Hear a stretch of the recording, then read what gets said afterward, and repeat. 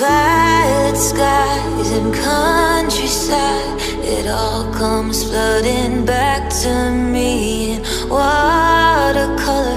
When we had each other, caught up in the memory of when we talk all night, drinking cheap white wine. I let you see my darkness.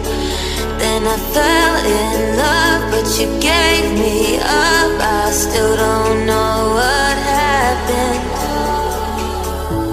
I know we're over, and I should move forward. I'm just a little nostalgic. I know we're over, and I should move forward. I'm just a little nostalgic.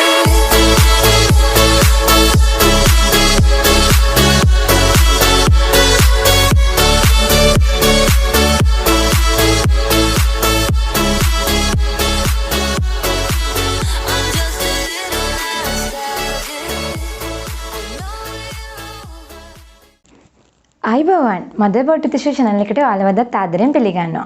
ඉතින් අද මම ලෑස්ති වෙන්නේ මෙන්න මේ වගේ කිමෝනෝ dress එකක් එහෙම නැත්නම් කෆ්තාන් එකක් කොහොමද ලේසියෙන්ම මහගන්නේ කියලා ඔයාලට කියලා දෙන්න. ඉතින් ඒ වගේම තමයි ඒකට මම මේ විදියට ගැදර් කරගත්ත එහෙම නැත්නම් ස්මෝක් කරගත්ත টොප් එකකුත් මහගෙන තියෙනවා. ඒ වගේම මේ විදිහට ඕවර්කෝට් එකකුත් කරගෙන තියෙනවා. ඉතින් මේක ඕවර්කෝට් එක, කිමෝනෝ එක, කෆ්තාන් එක කියලා අපි හඳුන්වනවා. ඉතින් ඒ වගේම තමයි මේක අපිට ෂෝට් එකකට එහෙම නැත්නම් ලොන්ග් ට්‍රවුසර් එකකට උනත් අඳින්න පුළුවන්. ඒ වගේම තමයි අත් නැති ඇඳුමකට අපිට පහසුවෙන්ම මේ විදියට ලස්සනට ඇඳ ගන්න පුළුවන්. ඒ වගේම තමයි මේක කලිසමකට විතරක් නෙමෙයි ඔයාලට මේක ෆ්‍රොක් එකකට උනත් අඳින්න පුළුවන්. ඉතින් එහෙනම් ඉක්මනින් මෙයාම කොහොමද මේ වගේ ලස්සන ඇඳුමක් මහගන්නේ කියලා බලන්න. මේ ඇඳුම මහගන්න අද මම 60 පළල විස්කෝස් රෙදි තමයි අරගෙන තියෙන්නේ. ඉතින් රෙදිවල ප්‍රමාණය ඔයාට ඇඳුමේ අවශ්‍ය කරන උසමෙන් දෙගුණයක රෙදි කපලා අරගන්න. ඒ වගේම මේ පේන ඉතිරි බරු ටිකත් අරගන්න මේ ඇඳුම මහගන්න. මේ টොප් එක මහගන්න ප්‍රධාන වශයෙන්ම ඔයාට අවශ්‍ය වෙන උරහිස මිම්ම. ඉතින් වෙනද වගේම ඔයාට පුළුවන් උරහිස මිම්ම මෙන්න මේ ආකාරයට එක අස්තියක ඉඳන් අනෙත් අස්තිය දක්වා තියෙන දුර මැනලා අරගන්න. ඒ වගේම තමයි ඔයා අතේ දිග කොච්චර ප්‍රමාණයක් තියාගන්නවද කියලා මෙන්න මේ විදියට ඔයාට මැන ගන්න පුළුවන්. ඒ වගේම තමයි ප්‍රධාන වශයෙන්ම টොප් එකේ උස මේ විදියට ඔයාට මැන ගන්න පුළුවන් මේ විදිහට බෙල්ල මුලට තියලා. ඒ වගේම තමයි තවත් මිනුමක් ඔයාට අවශ්‍ය වෙනවා. ඔයාට පුළුවන් මෙන්න මේ විදියට බෙල්ල මුලේ ඉඳලා මෙන්න මේ under the bra කියන ස්ථානයට මිනුම මැනලා ගන්න. ඒ වගේම මේ টොප් එක මහ ගන්න ඔයාට මෙන්න මේ විදියට පපුව වලට මිනුම මැනලා ගන්න පුළුවන්. මම මුලින්ම මේ විදියට කොලයක ඔයාට කරලා පෙන්නන්නම්. ඉතින් කොලේ මේ තියෙන අස්වාටිය පැත්ත මම දෙපැත්තෙන් අස්වාටිය විදියට ලකුණු කරගෙන තියෙනවා. ඉතින් අස්වාටිය පැත්තට මෙන්න මේ විදියට රෙද්ද මුලින්ම නමා ගන්න අවශ්‍යයි. ඒ කියන්නේ ඔයාගේ ඇඳුමේ උරහිසක් අද මේ විදියට එන්නේ නැහැ. නැම්ම පැත්තක් තමයි උරහිස විදියට ලැබෙන්නේ. ඉතින් ඒ නිසා ඔයාට ඇඳුමේ අවශ්‍ය කරන උසේ ප්‍රමාණයට රෙද්ද මෙන්න මේ විදියට දෙකට මුලින්ම නමා ගන්න. ඒ වගේම පළල ප්‍රමාණය ගැන කතා කරද්දී ඔයාට ඔයාගේ උරහිස මිම්ම මගේ අඟල් 14ක් තියෙනවා. ඒකට ඔයාට අවශ්‍ය කරන අත දිග වගේ දෙගුණයක් එකතු කරන්න. දෙපැත්තේ අත් දෙකක් තියෙන නිසා මම 10යි 10යි 20ක් එකතු කරනවා. ඒ වගේම ඒ අත්වල වාටි මහන්න අඟල් දෙකක් මම එකතු කර ගන්නවා. ඔයාගේ උරහිස මිම්මට අතේ දිගමෙන් දෙගුණයක් එකතු කරන්න. ඒකට තවත් අඟල් දෙකක් එකතු කරන්න. ඉතින් ඒ විදිහට එකතු කළා එන ප්‍රමාණය තමයි ඔයා රෙද්දේ පළල විදියට තියාගන්න අවශ්‍ය වෙන්නේ. මට අඟල් 26ක් ලැබෙනවා. ඉතින් 60 පළල රෙද්දෙන් ඉතිරි කොටස මම කපලා ඉවත් කරනවා. 26ක ප්‍රමාණයක් තමයි පළල තියාගන්නේ. ඉතින් ඒ විදිහට තියාගෙන මෙන්න මේ විදියට ඒ 26 ප්‍රමාණයත් පළල කොටස මේ විදියට නැවතත් දෙකට නමා ගන්නවා. ඉතින් මේ ඇඳුමේ අද වෙනම අත්කටක් ලකුණු කරන්නේ, ඒ වගේම වෙනම 60 කොටස කපලා වෙනම අතක් ලකුණු මහගන්නේ. එහෙම කරන්නේ නැහැ. රෙද්දෙම තමයි ඔක්කොම නිර්මාණය කරගන්නේ. ඉතින් නැවතත් බලන්න මම මේ විදියට නමාගෙන තියෙනවා. දැන් අපිට පුළුවන් අපේ මෙන්න මෙතන උඩ නැම්මේ ඉඳන් පහළට අපිට ලකුණු කරන්න අපේ ඉන දක්වා උස. ඉතින් ඉන දක්වා උස ඔයාට පුළුවන් මෙන්න මේ විදියට රූපයේ පේන ආකාරයට මැනගන්න. මට තියෙන 13යි. ඉතින් ඒක ඉන පහළටම මැනගන්න එපා. අනිවාර්යයෙන්ම මෙන්න මේ ස්ථානයට පමණක් මැනලා ගන්න. ඉතින් මේ 13 තියෙන තැනින් මම මේ විදියට රේඛාවකුත් ඇඳගත්තා. දැන් අපිට පුළුවන් මෙන්න මේ රේඛාවේ ලකුණු කරන්න අපේ පපුව වලට මිම්ම මැනලා ගන්න. මට අඟල් 32ක් තියෙනවා. ඒක මම මේ විදියට 4ෙන් බෙදා ගන්නවා. 32 4ෙන් බෙදාගත්තම මට අඟල් 8ක් ලැබෙනවා. ඉතින් ඔයාගේ පපුවට මිම්ම 4ෙන් බෙදා ගන්න. ඒ ඔයාගේ පපුවට මිම්ම 4ෙන් බෙදාගත්ත මිනුමට අඟල් 3ක් එකතු කරන්න. ඒක ඕනම කෙනෙකුට ඒ ප්‍රීමියම පොදුයි. ඉතින් මම්මගේ 8ට අඟල් 3ක් එකතු කරලා අඟල් 11ක් මේ විදියට අර රේඛාවේ ලකුණු කරනවා. ඉතින් අන්න ඒ විදිහට තමයි මිනුම සොයාගන්නේ. ඉතින් ඊට පස්සේ අපිට පුළුවන් මෙන්න මෙතනින් ඒ ලකුණු කරගත්ත ස්ථානයෙන් පහළට හරියටම මේ විදියට එක කෙලින් රේඛාවක් ඇඳ ගන්න. ඉතින් මේ ඇඳගත්ත රේඛාව දිගටම ඔයාට මහ ගන්නත් පුළුවන්. එහෙම නැත්නම් මෙන්න මේ විදියට යටින් ඕපන් එකක් තියෙන්නත් මහ ගන්න පුළුවන්. මම අද මහගෙන තියෙන මේ විදියට. ඉතින් ඔයාට මුලින්ම මේක කොලේ කියලා දෙද්දි පැහැදිලි නොවෙන්න පුළුවන්. මේක මම නැවතත් රෙද්දේ අඳිද්දි ඔයා හොඳට පැහැදිලිව තේරුම් ගන්න. ඊට පස්සේ මෙන්න මේ මම නිල් පාටින් ලකුණු කරගෙන තියෙන ස්ථානය විතරයි අපි මේ ඇඳුමේ මහ ගන්නේ. මෙන්න මේ විදියට. ඒ නිසා ඒක අනිත් පැත්තටත් මම පිටපත් කර ගන්නවා. මේ විදියට රේඛාවකුත් මම ඇඳ ගන්නවා. ඉතින් මෙන්න මේ විදියට අපිට මහ ගන්න පුළුවන්. දෙපැත්තෙන් පහලින් ඔයාට ඕපන් එකක් අවශ්‍ය නැත්නම් පහලටම මහ ගන්නත් පුළුවන්. ඉතින් මෙන්න මේ විදියට තමයි තියෙන්නේ. මේ විදියට දෙපැත්තෙන් මහ ගන්න තියෙන. ඒ වගේම වටේටම නවලා රේදි කොටස මහ ගන්න අවශ්‍යයි. මේ විදියට මැදිනුත් අපි ඕපන් එකක් තියා ගන්නවා. ඉතින් මෙන්න මේ විදියට හරි මැද ඉදිරිපස පළුවේ පමණක් අපි මේ විදියට හරි මැදින් කපා ගන්නවා අර නැම්ම දක්වා පමණක්. ඉතින් මේ විදියට කපා ගන්න පුළුවන්. ඒ වගේම තමයි ඕනම ඇඳුමක ඉදිරිපස කර ගැඹුර වගේම පිටුපස කරත් අපි අඟලක් විතර පහත් කරගෙන තමයි කපා ගන්න. ඉතින් ඒ නිසා මම මේ විදියට පිටුපස පළුවට පොඩ්ඩක් අඟලක් විතර පහත් කර ගන්නවා. ඉතින් ඔයා හොඳට බලන්න මේ විදිහට නැම්ම හිටින්නේ අපේ උරහිසට. මෙන්න මේ ස්ථානය තමයි උරහිසට අපේ ඇඳෙන්නේ. ඉතින් එතකොට එතන ඉඳන් පිටිපස්සට තවත් අඟලක් විතර කපා ගන්න අවශ්‍යයි. එහෙම නැත්නම් අපේ ඇඳුම එක පැත්තකට වැඩිපුර එල්ලෙන්න ගන්නවා. ඉතින් ඒ නිසා මේ විදිහට කපා ගන්න. ඉතින් මෙන්න මේ දේවල් ටික විතරයි අපිට කරගන්න තියෙන්නේ. මේ විදිහට අපිට ඉදිරිපස් ඕපන් එක සහ වටේ විතරයි නමලා මහ ගන්න තියෙන්නේ.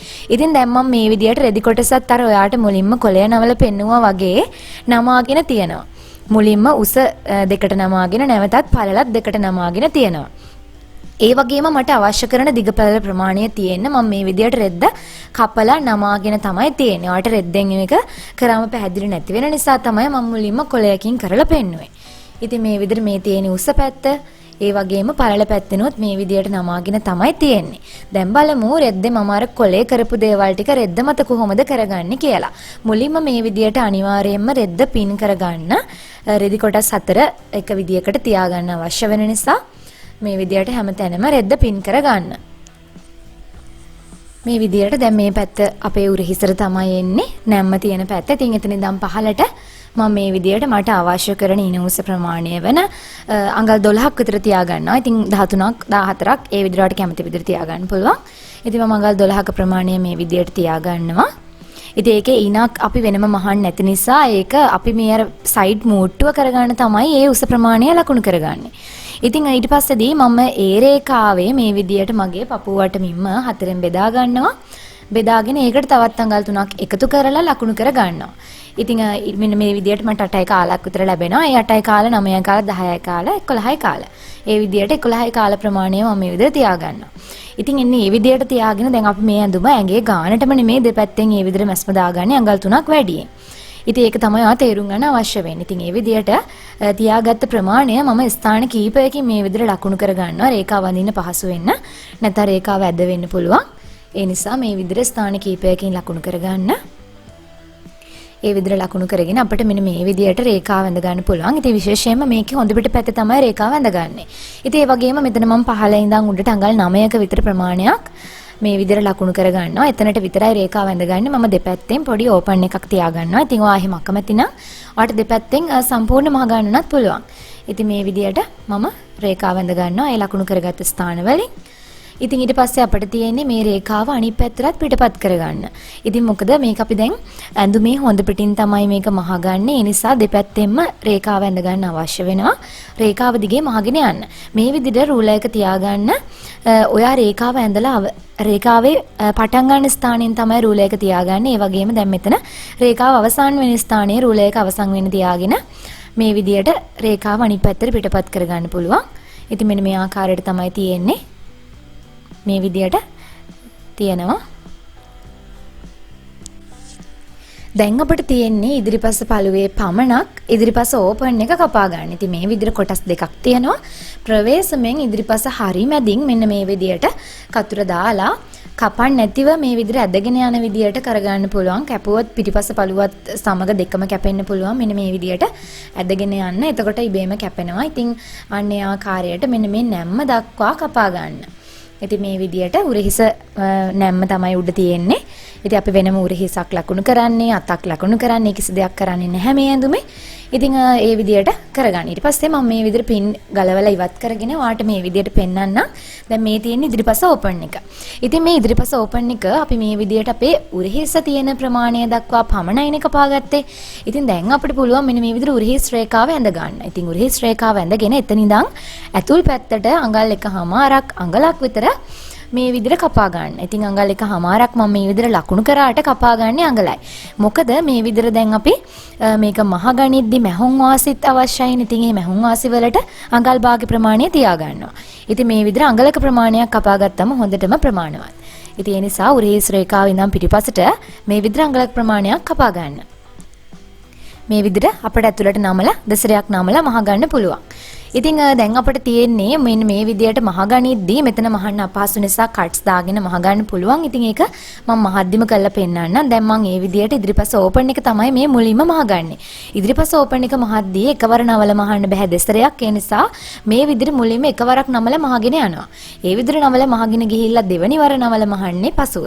මේ විදිහට ඔන්න දැන් අපි අර මෙතනට ඇවිල්ලා තියෙනවා. ඉතින් ඊට පස්සේ මෙන්න මේ විදිහට දෙපැත්තට කට්ස් දෙකක් දාගන්න.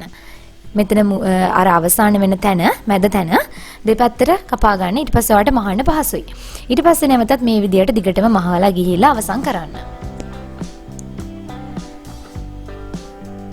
නැවතත් මම දෙවෙනි වර මේ විදියට නමලා මහනවා. ඉතින් එකවරම දෙසරයක් නමලා මහන්න අපහසුයි. මේක මේ විදියට නැවතත් දෙවෙනි වර නමලා මේ විදියට මහගෙන යන්න. ඉතින් එතනදිත් නැවතත් අර අපි මුලින් කපාගත්ත තැනට ආවට පස්සේදී දෙවෙනි වර මහද්දිත් පොඩි කැපුමක් දාගන්න වෙනවා දෙපැත්තට. මොකද මෙතන එහෙම නැත්තම් මහන්න අපහසුයි. ඒ නිසා මේ විදියට පොඩියට කපා ගන්න. ඊට පස්සේ ඔයාලට පුළුවන් මේක නැවතත් මේ විදියට නමලා ආයෙත් අර මුලින් වගේම මහලා අවසන් කරන්න.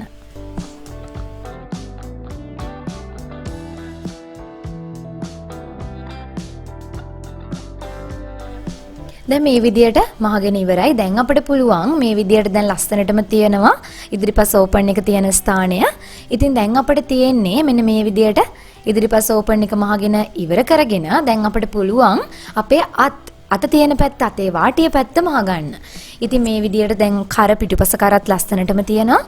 ඉතින් ඔයාලට පුළුවන් මෙන්න මේ විදියට මේ පැත්ත වාටිය එක දිගට මහ ගන්න. දැන් මෙතන උඩ නැම්මක් තමයි තියෙන්නේ. ඉතින් මෙන්න මේ ආකාරයට මෙතන මේ විදියට දෙසරයක් නමලා දෙපැත්තම අපි මහගමු. ඒ දෙපැත්ත මහගෙන අවසානයේ තමයි අපි යට වාටිය මහගන්නේ. මේ විදියට යට වාටිය මහගන්නේ. ඉතින් මම මේ විදියට ඒකනම් අපිට එකවරක් නමලා දෙවෙනි සැරේ ආයෙ නවලා මහන්න අවශ්‍ය නැහැ. එකවරම දෙසරයක් නවලා මහගෙන යන්න පුළුවන්. ඉතින් දෙපැත්ත වාටි දෙක මේ විදියට දෙසරයක් නමලා මහ ගන්න.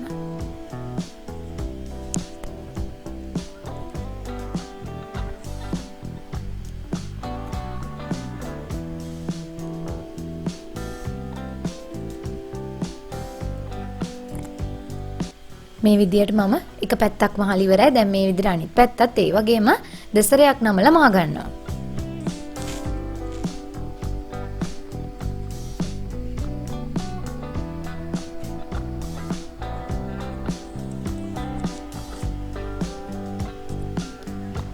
දැන් අපිට පුළුවන් අපේ පිටුපස පැත්ත, ඒ කියන්නේ ඉදිරිපස ඕපන් එක තියෙන පැත්ත නෙමෙයි පිටුපස පළුවේ යට වාටිය මහ ගන්න. ඉතින් යට වාටියත් මේ විදියට දෙසරයක් නමලා මම මහ ගන්නවා. ඉතින් පිටුපස පළුවේ සහ ඒ වගේම ඉදිරිපස පළුවේත් යට වාටි මේ විදියටම අපිට මහ ගන්න පුළුවන්. දැන් මේ විදියට මම ඉදිරිපස පළුවේ යටම වාටිය තමයි මහ ගන්නෙ. ඉතින් ඉදිරිපස පළුව පිටුපස පළුව කිව්වට දෙකම එකට තමයි තියෙන්නේ. ඉතින් ඉදිරිපස පැත්තේ ඕපන් එක තියෙන පැත්ත විදියටත් පිටුපස පැත්ත අනිත් පැත්ත විදිහට පාවිච්චි කරන්න පුළුවන්. ඉතින් මම මේ විදියට යට වාටිය දෙසරයක් නමලා මහ ගන්නවා. ඒ වගේම විශේෂයෙන්ම ඉදිරිපස පළුව මහද්දී වාටි දෙකම එක ප්‍රමාණයට නමලා මහන්න අමතක කරන්න එපා. ඉතින් මේ විදියට දැන් අපි අපේ වටේටම තියෙන වාටි ඔක්කොම මහගෙන ඉවරයි. ඔන්න දැන් අපිට තියෙන්නේ මේක කොහොමද අර අපි මාක් කරගත්ත රේඛාව දිගේ මහන්නේ කියලා බලන්න. ඉතින් මම මේ විදිහට මේ පැත්තට හරව ගන්නවා. හරවගෙන හරියටම මේ විදිහට තියාගෙන පින් කරගන්න තමයි ලෑස්ති වෙන්නේ. ඉතින් මේ විදිහට හරියට නමාගෙන අපි මහන්න තියෙන රේඛාව දිගට මේ විදිහට ඉදිරිපස සහ පිටුපස පළු එකම ප්‍රමාණයට හිටින විදිහට තියාගෙන පින් කරගන්න. මේ විදිහට යට වාටිය තියෙන ස්ථානය එකමත් එක තියාගන්න හරිම ප්‍රමාණයට තියෙන්න. ඊට පස්සේ මෙන්න මේ විදිහට හරියට නමාගෙන වාට පුළුවන් උඩ උරහිස තියෙන තැනිනුත් ඒ වගේම මේ විදිහට රේඛාව මතත් පින් කරගන්න. ඒ විදිහට පින් කරගත්තම අපිට මේක මහන්න හරිම පහසුයි. ඉතින් දැන් තියෙන්නේ මේ විදිහට රේඛාව දිගේ මැස්ම මල් දෙකක් දාගන්න විතරයි. මේ විදිහට මහ ගන්න පුළුවන්.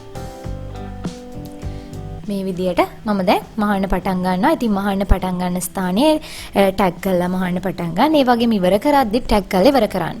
ඉතින් ඒ වගේම තමයි මේ টොප් එක මට ඔයාලට මේක ගොඩාක් පැහැදිලි කර කොලෙත් කපලා රෙද්දෙත් කියලා දීලා ඔක්කොම කරන්න නිසා තමයි මේ වගේ කාලයක් ගියේ. ඔයාලට විනාඩි 10ක් වගේ පුංචිම කාලයකදී මේ টොප් එක මහ ගන්න පුළුවන්. ඉතින් ලොකුවට මීමි ලකුණු කරන්න, ඒ වගේම ලොකුවට කැපීම් කරන්න, ඒ වගේ දේවල් නැති නිසා වාටි ටික මහගෙන මේ විදිහට සයිඩ් එකෙන් දෙපැත්තේ මූට්ටු කරගන්න විතරයි තියෙන්නේ. ඉතින් හරිම පහසුවෙන් කරගන්න පුළුවන් විලාසිතාවයක්. ඉතින් මේ විදිහට තමයි සයිඩ් එක තියෙන්නේ. ඉතින් ඒ වගේම මම අනිත් පැත්ත සයිඩ් එකත් මේ විදිහට මහ ගන්නවා රේඛාව දිගේම. ඉතින් ඒ වගේම මේ දවස්වල තියෙන ගොඩාක් ජනප්‍රිය විලාසිතාවයක්. ඔයාලට මේක ඕනම ඇඳුමකට අඳින්න පුළුවන්. ඉතින් අත් නැති ඕනම ඇඳුමකට අඳින්න පුළුවන්. හරිම ලස්සනයි. ඉතින් ඒ වගේම තමයි ඔයාලට මේක හරිම පහසුයි ඇඳගෙන ඉන්න. ඉතින් ඒ වගේම හරිම ලස්සනයි. ඉතින් ඒ නිසා ඔයත් මහ ගන්න. ඉතින් අද මම ඔයාලට අරගෙන ආවේ කොහොමද ලේසියෙන්ම කිමෝනෝ එකක් එහෙම නැත්නම් කාඩිගන් එකක් කෆ්ටාන් එකක් මහගන්න කියලා. ඉතින් මේක ගොඩාක්ම ජනප්‍රියයි මේ දවස්වල. ඉතින් හැමෝම ආස කරන විලාසිතාවයක්. ඔයාලට මේක ස්මෝක් කරපු ක්‍රොප් টොප් එකකට අඳින්න පුළුවන්. ඉතින් ඔයා වීඩියෝ ක්ලිප් එකේ දැක්කා වගේ ඉතින් ඒ টොප් එක මහගන්න විදියත් ඉදිරියේදී මම ඔයාලට අරගෙන එන්නම්. ඒ වගේම ස්කිනි එකකට උනත් අඳින්න පුළුවන්. ඒ වගේම අත් නැති ඩ්‍රෙස් එකකට, ට්‍රවුසර් එකකට ඕනම එකකට අඳින්න පුළුවන් ලස්සන විලාසිතාවක්. ඒ වගේම පුංචිම කාලයකදී මේක මහ ගන්න පුළුවන්. ඉතින් මේ වගේ ලස්සන මහාන ඇඳුම් වල ෆොටෝස් Motherboard with Issue කියන පබ්ලික් Facebook group එකටත් ෂෙයා කරන්න අමතක කරන්න එපා. ඒ වගේම ඔයා මේ වීඩියෝ එකට කැමති නම් අනිවාර්යයෙන්ම ලයික් එකක් කමෙන්ට් එකක් දාගෙන යන්න. අලුත් වීඩියෝ එකකින් ආයෙත් හමු යමු. ගිහින් එන්නම් මං ඉෂෝ.